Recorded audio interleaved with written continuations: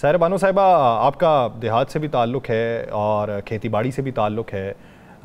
काली भेड़ें भी आपको मालूम है कि काली भेड़ें किन्हें कहा जाता है और वो दिखती किस तरीके की हैं। आप फ़र्क कैसे करेंगी? ये तो भाई देखिए, उन्होंने वो कहते हैं कि एक मिसाल दी है तो वो बताएं। अच्छा साहिरा बानो साहब, ये तो बताइएगा कि बजट भी आ रहा है और बजट की तैयारी भी हो चुकी है और बजट पे सारी चीज़ें भी क्लियर अब तो होना शुरू हो गई हैं। आपको नजर आता है कि बजट के बाद बजट देने वाले होंगे? नहीं जी, बजट पहले तो आप तस्दीक कर लीजिए कि बजट ये जो असेंबली में बैठे हुए हैं, क्या इन्होंने बजट देना है? बजट तो IMF बनाकर देगा। कि वो पहले भी यही होता था कि टेबल के दोनों तरफ IMF के एजेंट्स बैठे हुए होते थे, लेकिन अब तो टोटली बजट उन्होंने बनाकर देना है। तो इसमें आम लोग मत सोचे कि उनके लिए कोई रिलीफ होगा या कोई चीज होगी। बाकी ये लोग होंगे जिस तरीके से इस मुल्क में ढिटाई चल रही है। अभी आप प्रोग्राम शुरू होने से पहले ये जो एक सानिया हुआ है, वो कहते हैं ना कि सानिया तो हमारे मुल्क में हर रोज एक सानिया ही होता है जो इंसानियत का कत्ल है, जिसको ज़हनी मरीज करार दिया गया।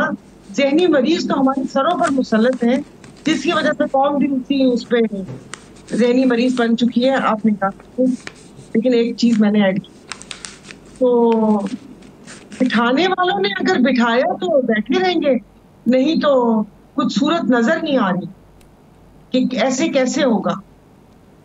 यही लोग होंगे राना साहब, मतलब केड़ी नवी इन्होंने वो केमिस्ट्री किस साथ मिलानी है, यही लोग होंगे।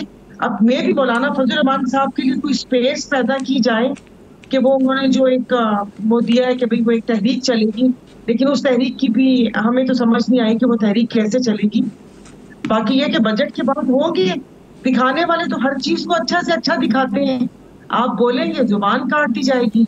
ऐसे एक्ट आ रहे हैं और क्या कहते हैं ऑर्डिनेंस आ रहे हैं, तो आम आदमी आप ये क्या करते हैं? इंशाल्लाह आप फिक्र ना करें, हम उन ऑर्डिनेंस से निपट देंगे। राना साहब, हम उस ऑर्डिनेंस से निपट देंगे इंशाल्लाह।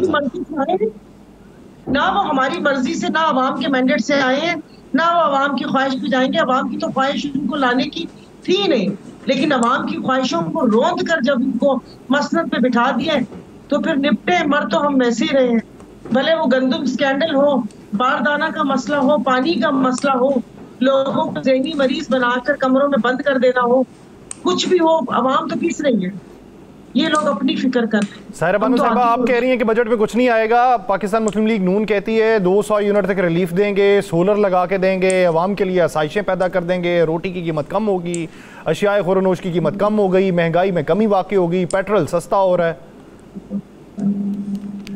पेट्रोल कब तक जिस पे गई थी ये हुकूमत 150 तक, वहां तक लेकर आ रहे हैं तो फिर तो मैं मानती हूँ। और बिजली का तो इन्होंने जो अजाब हमारे गले में डाला है IPPs की सूरत में, वो तो मरते दम तक नहीं खत्म हो सकता। क्या 200 यूनिट बिजली का रिलीफ देंगे? और यहाँ पर हमारे मुल्क में कोई भी किसी भी चीज का मैकेनिज्म है कि आप अगर गरीबों को सब्सिडी भी दे रहे हैं तो वो वहां तक पहुंचे? और 200 यूनिट फ्री करके वो जाएगा तो आपके और मेरे टैक्स से ही जाएगा ना।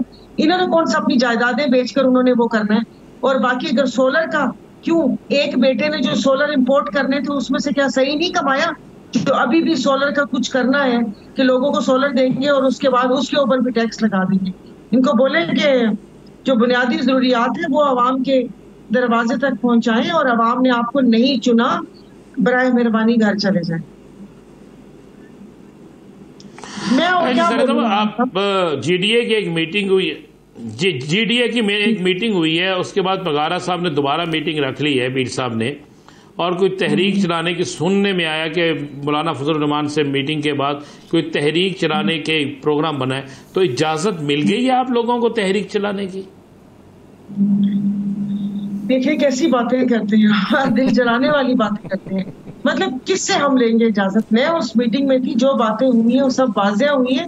बात ये है कि ये फैसला हुआ है कि अभी अपना कंधा नहीं देंगे हम किसी को बंदूक चलाने के लिए। नहीं, आप कहती हैं कि किससे इजाजत लेनी है? आप ही परेशान थी और आपको मालूम नहीं था कि वो सकूत क्यों उतारी है, وہ بڑی عید کے چھوٹی عید کے بعد، تو وہ سکوت طاری پہ آپ نے ہی اشارہ دیا تھا، ہم نے تو کوئی بات نہیں کی تھی. جی جی کہ کیا لایا عمل پیار ہوگا، وہ آپ کی بات بالکل صحیح ہے. وہ کہتے ہیں نا کہ کچھ باتیں بس یوں بھی ہیں اور یوں بھی ہیں، لیکن جو فیصلہ ہوا آپ نے دیکھا ہوگا کہ الیکشن سے پہلے ایک اتحاد بنا تھا سیٹ ایڈجسٹمنٹ کے نام پر، جس کی مطلب مجھے بہت تکلیف تھی. میں نے اپنا اظہار بھی کیا تھا قیادت کے سامنے. لیکن دیکھ لیجئے گا ایم کیو کہاں ہے، مولانا صاحب کہاں ہے. اب مولانا صاحب نے اپنی سیٹس بھی لی، پھر جو reserve seat PTI کی سب جماعتوں نے شب خون مارا، اس میں سے بھی حصہ لیا. پھر ملک کے وسیع تر مفاد میں آپ نے یوسف رضا گیلانی کو سینٹ میں ووٹ کیا. پھر آپ کی ساتھ سے پھر خفیہ ملاقاتیں اور ادھر ادھر ملاقاتیں چل رہی ہیں. مطلب بیچ میں رہ کیا گیا ہمیں یہ سمجھ نہیں آئی. بات اجازت کی نہیں ہے، جب ہمیں بھی سمجھ آ جائے. اس سے پہلے بھی جب آپ نے دیکھا ہوگا A R D, M R D اور کون سی تحریکیں چل رہی تھیں، ایون جماعت اسلامی ایسے ہی. وہ کہتے ہیں کہ ہم لوگ کیا اس کو لفظ انہوں نے بتایا تھا مجھے کہ وہ بس ایسے ہی ساتھ ہیں لیکن وہ اس تحریک کا حصہ نہیں ہے. کیونکہ پھر جب بات ہو جاتی ہے جس جماعت کی، وہ اپنے فائدے چیزیں لے کر سائڈ پر ہو جاتے ہیں اور پھر باقی وہ بیچ منجدار میں چھوڑ دیا جاتا ہے. تو اب دیکھیں.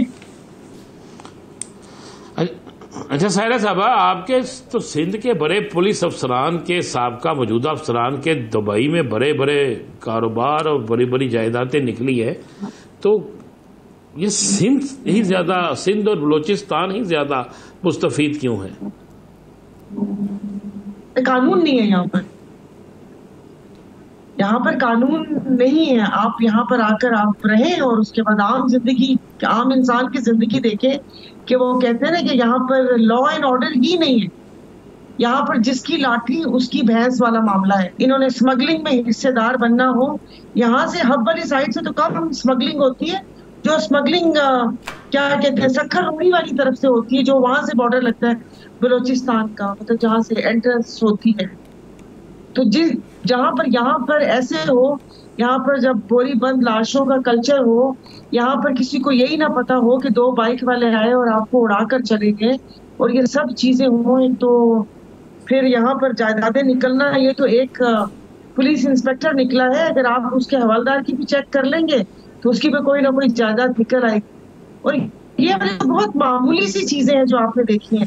ابھی تو آپ نے آئیلینڈس ہی دیکھے، ابھی تو آپ نے ٹرکی کے گرد و نواح میں بھی دیکھا، جو ابھی یہاں پر لانچز میں پیسہ جاتا ہے. یعنی آپ یہ کہتی ہیں کہ ابھی تو شروعات ہے، حقائق تو اور بعد میں منظر عام پہ آئیں گے.